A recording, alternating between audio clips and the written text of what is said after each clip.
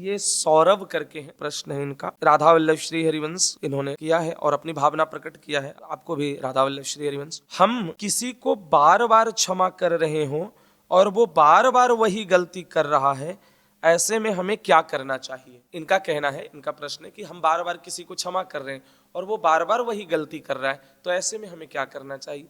ठीक है, अपना काम है प्रयास करना, आप प्रयास करो, जितना हो सकता है प्रयास करो। आप क्षमा इसलिए बार बार कर रहे हो, आपके अंदर कहीं ना कहीं कुछ भागवतिक बल है, यानी आप नाम जप करते हो, तभी आप ये प्रश्न लेकर के यहाँ पे पहुंचे हैं। तो हम चाहते हैं कि आप बार बार क्षमा करें, और तब तक करना चाहिए जब तक शायद बदलाव ना आ जाए। तो क्षमा तो करना चाहिए, गलतियों में उनकी सुधार करानी चाहिए, और अपने जन हो, जो निज जन हो, अपने आसपास के हो, चाहे जो भी हो, जिनसे लगता है कि हम उनके लिए कुछ कर सकते हैं, तो उनके लिए करना चाहिए, उनको सुधार का प्रयास करना चाहिए जितना हो सकता है। पर अगर वो नहीं सुधर रहे हैं या नहीं मान रहे हैं, फिर भी बार बार वो गलती कर रहे हैं, तो फिर भगवान से प्रार्थना करना चाहिए, भगवान पर छोड़ देना चाहिए, सब प्रभु पर छोड़ दो। फिर उनसे ही प्रार्थना करो कि हे प्रभु, ये मेरे बस की बात तो है नहीं, ये सुधर नहीं रहा है, ये समझ नहीं रहा है, ये बार बार वही गलती कर रहा है जो हम इससे रोक रहे हैं, तो अब आप देख लो।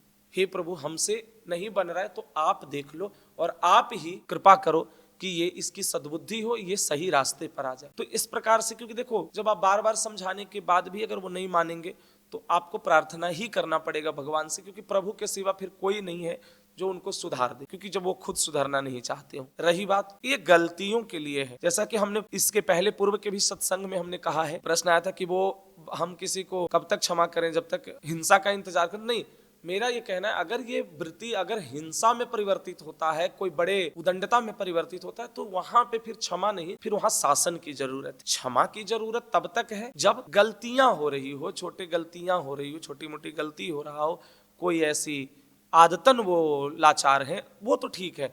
पर कोई अपराध की ओर जा रहा हो, अपराध वृत्ति बन रही हो, तो नहीं, फिर शासन की जरूरत है, और शासन के साथ प्रशासन की जरूरत। हर चीज की एक सीमा है उस तक। पर हाँ, अब जैसे कोई घर में ऐसे परिवारजन है, उनमें कि घर में कोई नशा कर रहे हैं, बार बार समझाने के बाद भी नहीं मानते, कोई ऐसी उनकी गलत आदत है जो बार बार समझाने के बाद भी वही कर रहे हैं, ऐसे में आपका प्रयास है कि उनको समझाएं जब तक जितना आपसे हो सकता है, नहीं तो फिर प्रभु को छोड़ें।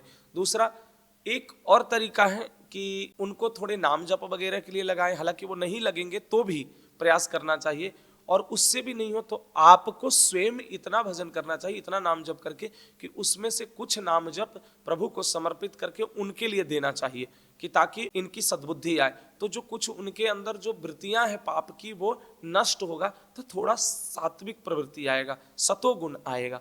तो जब सतोगुण आएगा तो शायद सही राह पकड़ ले, जो बार बार पाप और गलती हो रहा है वो उससे सुधार आ जाए। तो अपना जानते प्रयास करना चाहिए, जितना भी हो सकता है हमें प्रयास करना चाहिए। देखो, मनुष्य सामाजिक प्राणी है, समाज में रहते हैं, हमारी जिम्मेदारी सिर्फ अपने तक सीमित नहीं होती है। स्वतः तो है, स्वतः सुखाय स्वतः कल्याण की बात है, पर हमें ये भी देखना चाहिए कि जो हमारे आस पास के जो लोग हों, और अगर हम उनके लिए काम आ सकते हैं तो आना चाहिए। सिर्फ मनुष्य ही नहीं, जीव जंतु के लिए भी उनकी भोजन या उनकी कोई दवा, उनकी कोई व्यवस्था, तो ये तो हमें करना ही चाहिए। हर मनुष्य का ये जिम्मेदारी और कर्तव्य भी है। तो इसीलिए ये हमें देखना चाहिए कि हम एक समाज में हैं, समाज के प्रति हमारी भी दायित्व है, जिम्मेदारी है, सिर्फ हमारे अपने लिए नहीं है।